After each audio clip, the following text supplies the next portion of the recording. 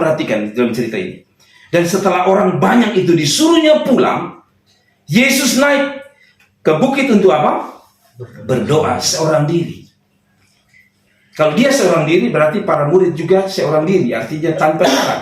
Ketika hari sudah mulai malam, ia sendirian di situ. Perhatikan ayat 24, menarik sekali.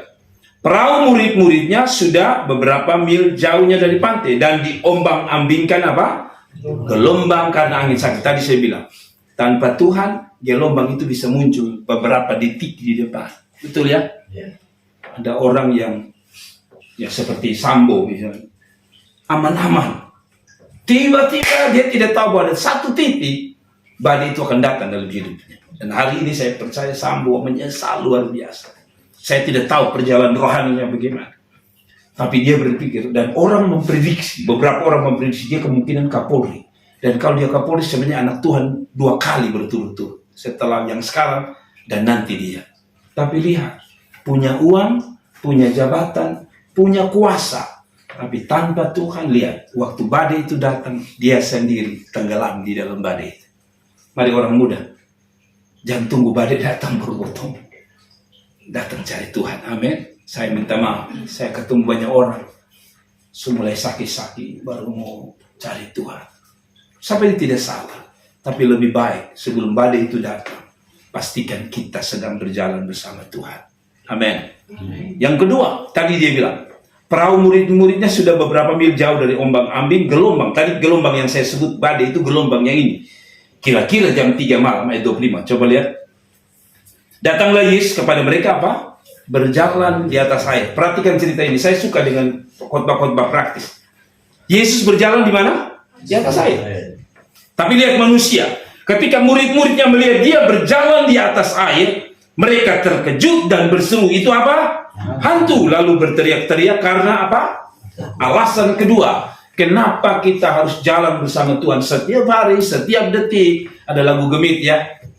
Setiap jam ya Tuhan, apa? Di Kau ku perlukan. Itu kan gitu. Nah ini artinya bahwa kenapa kita harus jalan sama-sama Tuhan setiap saat, setiap menit, setiap detik kalau boleh saya bilang. Karena manusia punya hal kedua.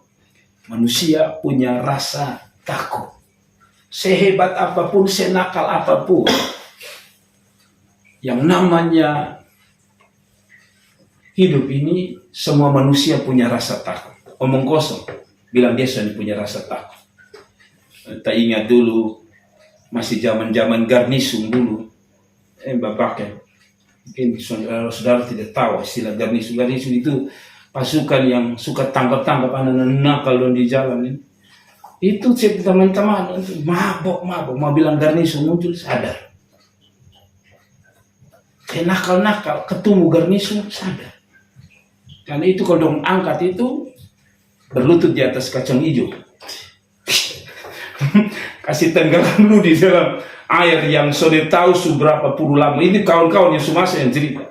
Jadi taruh di samping leher. Jadi kalau lu mengantuk, lu masuk berarti lu minum itu air. Sedangkan kalau lu tetap membuka mata sen bisa karena mengantuk, dingin malam mengantuk.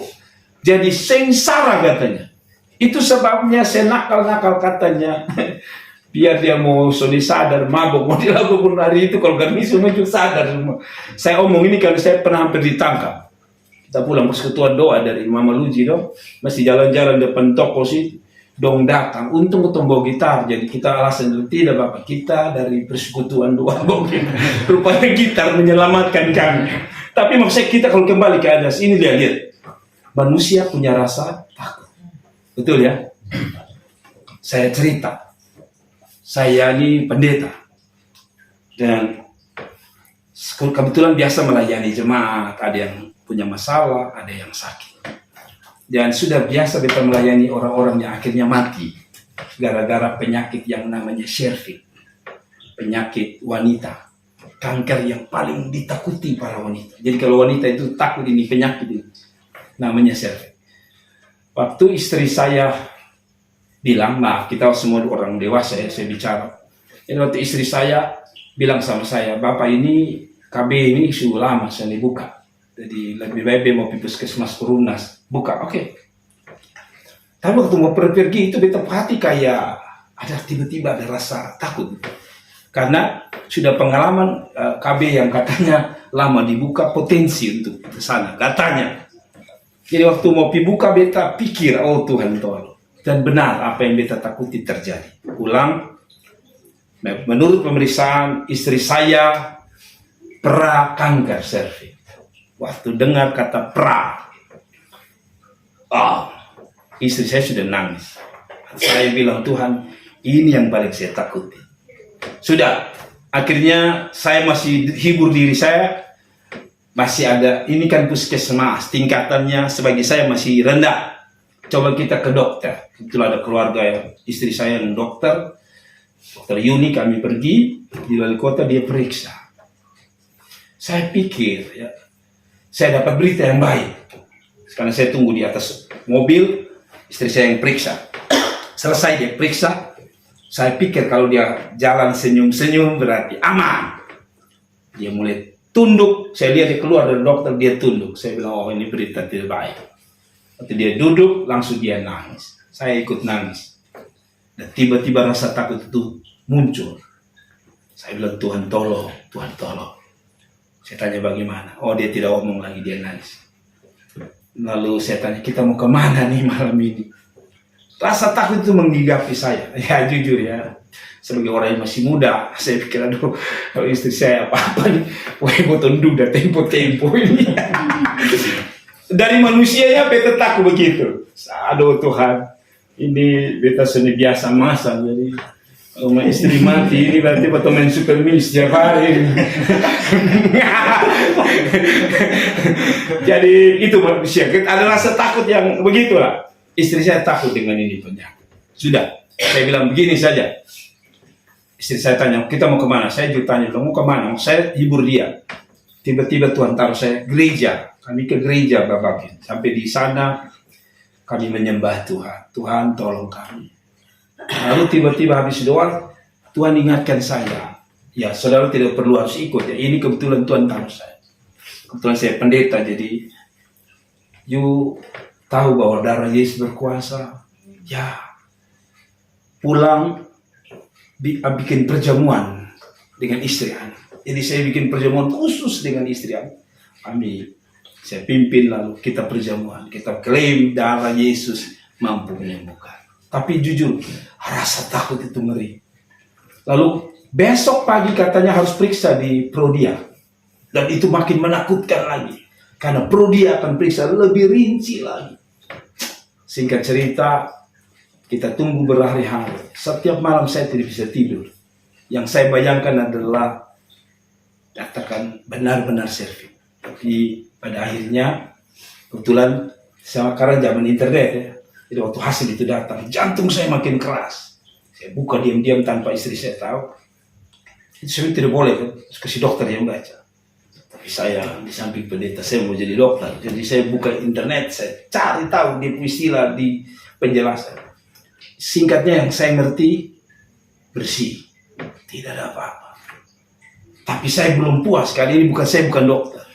Dan ternyata ketika kami bawa ke dokter, saudara bapak ibu tahu. Dokter bilang, puji Tuhan, maaf, hanya lecet, bersih. Pendeta punya rasa takut juga. Nah kita kan ada takut macam-macam, toh. Ada orang kan takut setan. Itu ikut Tuhan, maka kalau masuk kubur juga rasa bulu badan berdiri. Nah ini saudara hati-hati. Nah, kita semua ini karena punya rasa takut. Mengapa anak-anak muda biar dia sentuh sembahyang, mau dia lewat kupas dia menyanyi lagu rohani? Betul dia. Saya ingat dulu saya belum kenal Tuhan, tapi kalau sudah masuk kuburan, dalam nama Yesus, dalam nama Yesus, ada kemenangan. Walaupun saya sendiri tidak menang karena saya takut. Pimete berani, tapi pulang ajak kawan. Kawan lu pulang di Sabang. Sendiri nabas pulang di beta. Setiap manusia punya rasa takut. Betul?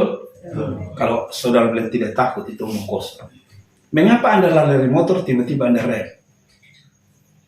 Sederhana. Ada rasa takut juga. Biar pembal Rossi saja. Dia harus pakai rem. Walaupun orang bilang dia pun titik rem beda. Tetapi tetap dia rem. Kenapa dia rem? Dia justru mau mati. Setiap manusia punya rasa takut. Dan hanya Tuhan yang bisa menolong kita berasa takut. Ada orang takut masa depan. Ada orang takut sudah kawin. Umur 25 dia belum takut. Umur 30 mulai takut. Umur 30 dia makin lebih takut. Sehingga akhirnya agama aku menghantam. Saudara-saudara jangan. Itu akibat dari rasa takut. Ada amin. Saya ini kadang-kadang khotbah harus sindir-sindir sedikit karena kadang-kadang kita perlu itu. Ada amin. Ada amin. Yang senyum adalah diberkati Tuhan. Kadang-kadang ini ada yang kena do muka asam dan beta besok perlu. Tapi sudahlah kita lanjut. Kita bahas ayat selanjutnya. Sampai di mana saudara? 25 ya. Ketika murid melihat dia berjalan di atas air, mereka terkejut berseru, itu hantu. Lalu mereka berteriak. Lihat, manusia itu kalau takut itu, semua yang dia lihat itu hantu. Bayangkan Tuhan sedih lihat hantu. Ya kan? Orang kalau mulai takut itu lihat batang pisang bergerak bukan setan situ. Iya kan? Betul tidak? Padahal itu yang bergerak daun pisang. Kata oh ya setan. Kalau batang pisang bila omong dia bilang, woi buta huruf, beta ini batang pisang. Tapi lihat yang namanya takut itu apa saja di image ini jadi rasa takut. Saya masih kecil di tetangga depan itu bapak-bapak dong gali orang mati lama sekali. Dan sebagai anak kecil saya penasaran manusia perang kata mau lihat keluar. Memang beta sudah lihat di gambar-gambar hanya beta mau lihat aslinya. Dan ketika beta lihat asli, oh saudara-saudara pulang mulai ada rasa takut. Setiap kali beta mandi herannya itu tulang itu ada di kamar mandi. Setiap kali tulang. Jadi beta itu mandi itu hanya orang bilang mandi kuda selesai. Karena seolah-olah dia sedang nantang. Kenapa lu begitu? Kenapa rasa takut? Padahal kalau saudara saya coba lihat itu ada tidak? Tidak ada. Tapi karena rasa takut itu membuat kita yang tidak ada jadi ada. Gitu. Ngerti ya? Tapi saya memahami begini. Lihat itu Tuhan datang. Ya. Saya ini baru ketemu bapaknya sudah lama berapa. Tapi ketemu pasti saya masih ingat. Mama juga itu. Ya. Saya masih ingat wajahnya. Ya. Bahkan tadi saya ingat ini apa? Yos masih kecil-kecil saya masih ingat. Ya, waktu kami masih muda-muda dia kecil-kecil suka lewat ke situ. Masih SD, masih ingat. Nah, bayangkan masa Yesus dusun ingat tuh. Sampai-sampai bilang hantu. Coba saudara. Aduh, sudah ketemu saudara kawan bilang itu lu hantu kok itu. Woi, kira-kira ketemu marah soalnya ya. Lihat, ketakutan itu Tuhan saja bisa dilihat hantu. Maksudnya gini. Artinya ketakutan itu membuat kita kabur lihat Tuhan.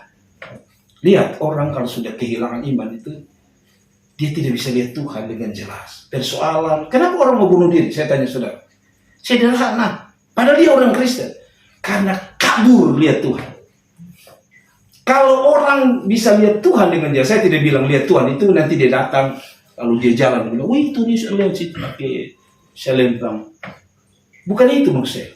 Lihat Tuhan dalam pengertian kita mengimani dia bahwa dia ada bersama kita. Ada amin. Amin. Sudahlah, saya mau kita lanjut. Jadi apa? Tetapi segera Yesus berkata kepada mereka, tenanglah aku ini, jangan takut. Garis bawahi kata tenanglah. Yang berikut, mengapa kita harus menyertakan Tuhan? Sebab manusia cari yang namanya ketenangan. Betul ya? Kalau bisa tenang itu penting sekali. Ya.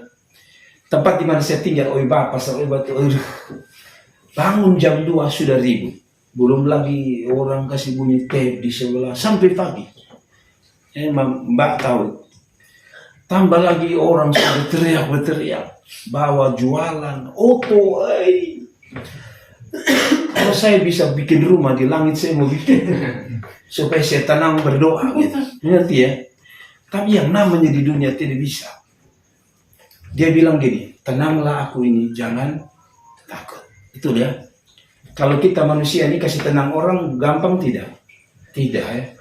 Coba lihat kalau kita kawan ada mau berkelahi. Lihat kalau orang mau berkelahi, coba lu masuk di tanya. Sudah.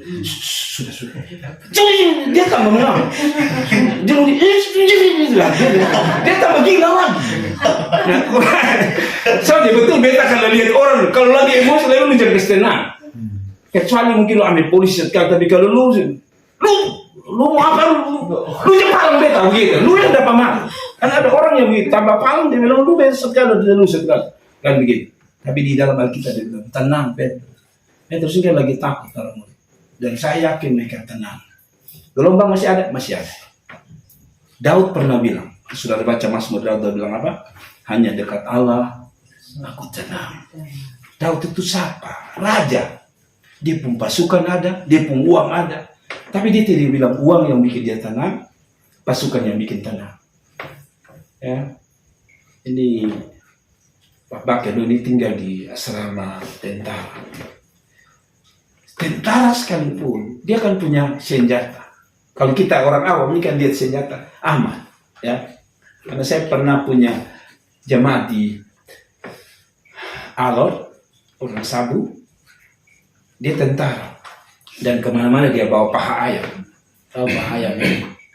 Tahu paha ayam tidak? Oh, ada yang bingung. Kalau itu istilah itu pistol. Jadi dia taruh selalu di sini. Jadi kalau dia jalan, kalau beta masih nakal, beta ganggu orang. Kenapa? Karena ada ini bapak tua. Kedua ada dia ini di sini. Ya satu kali ketemu jalan-jalan. Orang pertama, beta tenang saja. Karena satu ini tentara. Kedua ada ayam. Lalu betul dia naik, dia tok di orang kepala. Saya tenang-tenang saja. Karena dia ada di situ. Satu waktu namanya biasa lah, gereja gitu. Orang datang mau pukul saya. Dia bangun. Saya dalam hati, lu mau berapa banyak saya tenang. Tentara dari sebelah. Saya mau bilang sama saudara dalam Tuhan itu enaknya begini. Ada badai, tapi kita tenang karena kita yakin Tuhan beserta kita. Amin. Ada amin. Kalau sudah ada Tuhan itu berat, saudara. Tidur malam sono-sono, ya kan? Kita seakan takut setan ini. Kadang-kadang saudara masih lakukan ini, kalau saudara lakukan sedang salah ya. Kadang-kadang saya masih kecil itu kalau sudah mulai takut setan, malam-malam tidur, kakak tiba-tiba ada pimana itu dia sudah bisa tidur. Dan beta kan ketemu laki-laki beda ya, 2 tahun, jadi tidur sama-sama. Dan kalau beta mulai takut, beta ingat kecil-kecil, ambil Alkitab taruh di kepala, sono. Rasanya Alkitab itu bisa tolong, padahal setelah sekarang baru sadar, sonde Alkitab sudah bisa tolong. Betul ya? Firman yang ada dalam situ yang bisa tolong. Satu kesimpulan, beta pikir ini benda mati, saja bikin beta tenang, tidur sampai pagi. Apalagi Tuhan. Ada amin? Ada waktu ketemu sudah tenang, pikir, aduh masalah banyak. Ingat, datang pada Tuhan. Pernah saudara rasa, kesulitan ada sebab apa-apa, rasa ini hidup, hati kesusah. Pernah saudara alami? Kayak sedih, tapi sudah tahu ini kenapa. Nah, bodohnya kita orang Kuba. Kalau sebegitu dia bilang, tahu siapa subah om berpenang, lu terkenal apa? Lu arti siapa? Orang umum saya. Tetapi kita selalu menerjemahkan kita. Tapi ada seorang hamba Tuhan bilang saya di Jawa Tengah. Semua itu adalah sinyal. Seperti ketong kalau lapar, betul ya? Rasa lapar, maka yang ketong lakukan apa? Makan, betul ya? Waktu kita haus, minum. Dia bilang begini, pada waktu engkau rasa sedih tanpa sebab, sebenarnya satu, memang mungkin ada persoalan yang Tuhan kasih tanda, tapi sebenarnya yang paling penting dia bilang, itu sebenarnya signal, seperti orang kalau lapar harus makan, haus harus minum, itu adalah signal, engkau harus duduk di bawah kaki Tuhan dan bilang, Tuhan tolong beta. Ngerti ya? Jadi, rasa tidak tenang itu hanya merupakan signal bahwa kita memerlukan Tuhan. Detik itu juga. Nah, saya cerita kesaksian dosen saya. Suaminya pelayanan ke desa-desa gitu, naik bis orang Gubang bilang. Lalu malam itu dia tidak bisa tenang, lalu dia tidur, dia terbangun dan dia takut luar biasa. Tapi yang dia ingat adalah suami. Lalu dia berdoa, Tuhan jaga suami saya. Saudara tahu apa yang terjadi? Itu bus untuk yang suaminya gunakan itu masuk ke jurang dan suaminya tidur. Waktu suaminya bangun, itu mobil sudah di dalam jurang. Dan ketika dia bangun, dia baru sadar bahwa itu mobil dalam jurang. Setelah dia cerita istrinya, di jam yang sama istrinya lagi tidak enak tadi itu berdoa. Dan rasanya dia tenang karena dia merasa dia sudah berdoa. Dan betul, suaminya di jam yang sama ketika diketemukan, itu pas Tuhan jaga mereka. Amin. Saya akan selesai. Tapi saya berharap kita sabar. Biasanya Saya mau selesai ini si 2 jam lagi. Tapi tidak. Kadang-kadang saya ini agak stres ya sebagai hamba Tuhan. Kalau khotbah di awal-awal tuh orang masih, ini orang, apalagi kalau berkenal, ini orang dia mau maaf. Biasanya kalau di atas 20 menit itu wajah mulai berubah. Ada 2 kemungkinan. Saudara sedang memahami ayat ini, saudara bukan.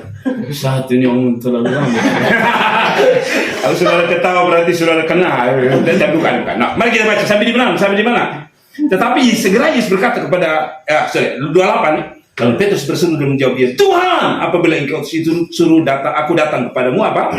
Berjalan di atas air. Kata Yesus, datanglah. Maka Petrus turun dari perahu, maka puji satu ini, dan berjalan di atas air mendapatkan Yesus. Oh jalan Bapa. Tapi ketika dirasanya tiupan angin, takutlah ia dan mulai apa? Tenggelam. Saudara lihat, ada 2 pribadi dalam cerita ini yang bisa jalan di atas air. Pertama siapa? Yesus. Kedua siapa?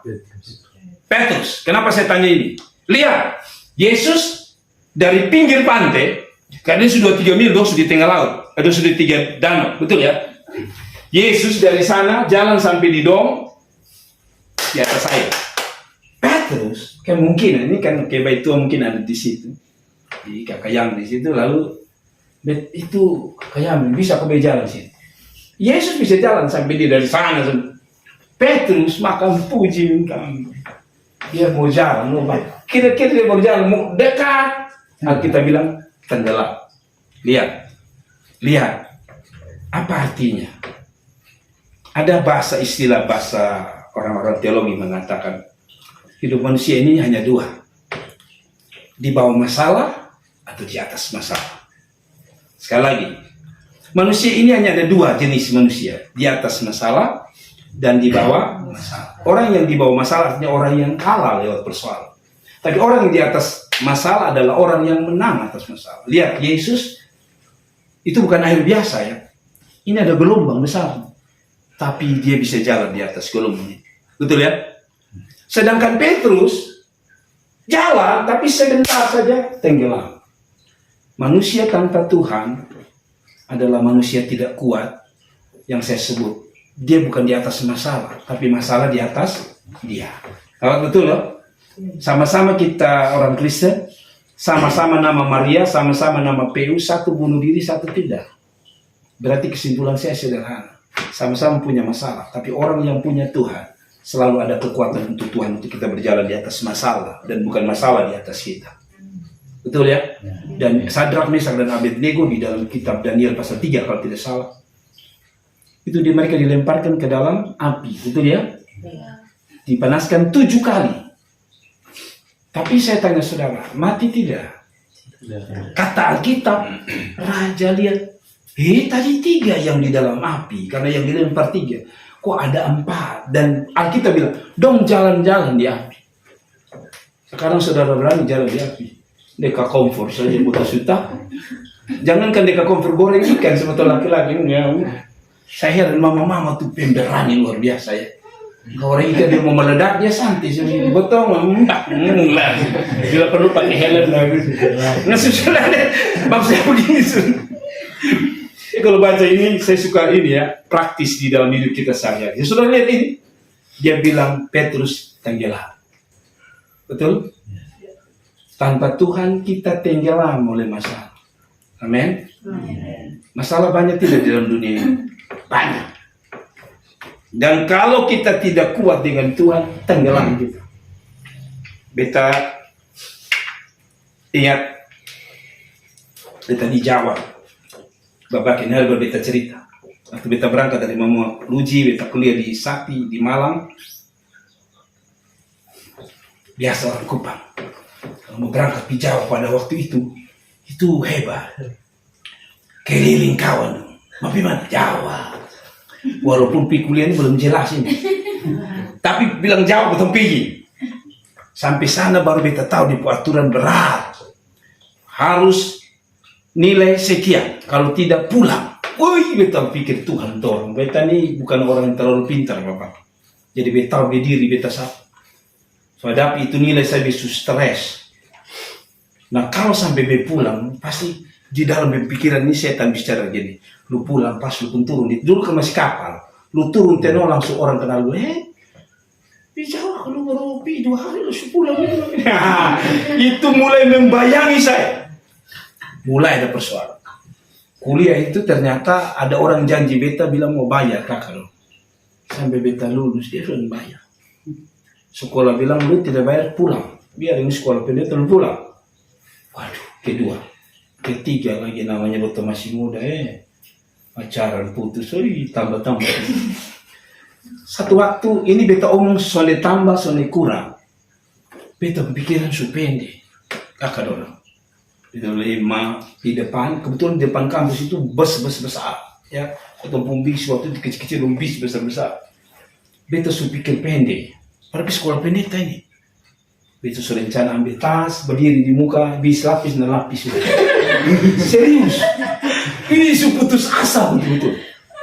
Tapi manusia kepingin mati tapi takut mati. Itu manusia. Ini tadi mama ini kadang-kadang saya singgung di mana mama ini kalau dong kecewa sudah belum lebih baik mati. Banyak orang bilang lebih baik mati. Tapi herannya kalau dia pijaran, padahal dia baru omong nih. Kalau ojek mulanya dia bilang, "Kau mati kenapa?" Saya kalau tahu dia sebelum kau tadi mama bilang mau mati. Ojek mulanya dia takut. Manusia itu mau mati tapi takut. Betul ya? Jadi walaupun saya mau pilih, saya mulai membayangkan, aduh ini kalau dia hantam sekali mati baik, maka kalau dihantam tiba-tiba hanya tangan patah lalu kepala bocor sebelah ini, bepu hidung sebelah hilang, wih sudah dapat jodoh. Beta mulai pikir, lalu beta pikir lebih baik beta berdoa, mengerti ya? Bapak itu begitu besar sampai, padahal lucunya, beta kan belum tahu bepu nilai nanti bagaimana, tapi manusia pembodoh di situ, belum sampai di sana. Waktu beta terima nilai, ternyata beta nilai cukup. Dan sampai hari ini, tiba-tiba orang datang bayar beta kuliah sampai selesai. Beta takut. Masalah di atas beta pada waktu itu. Tapi setelah itu beta belajar dengan Tuhan. Atau di atas masalah. Jadi kalau anak Tuhan gampang stres, frustrasi, sudah harus periksa baik. Setiap hari engkau libatkan Tuhan, tidak. Kemungkinan, kalau saudara sampai stres, di titik puncak, kemungkinan Yesus hanya slogan dalam hidup saudara. Dia tidak menyertai saudara. Yang setuju katakan amin.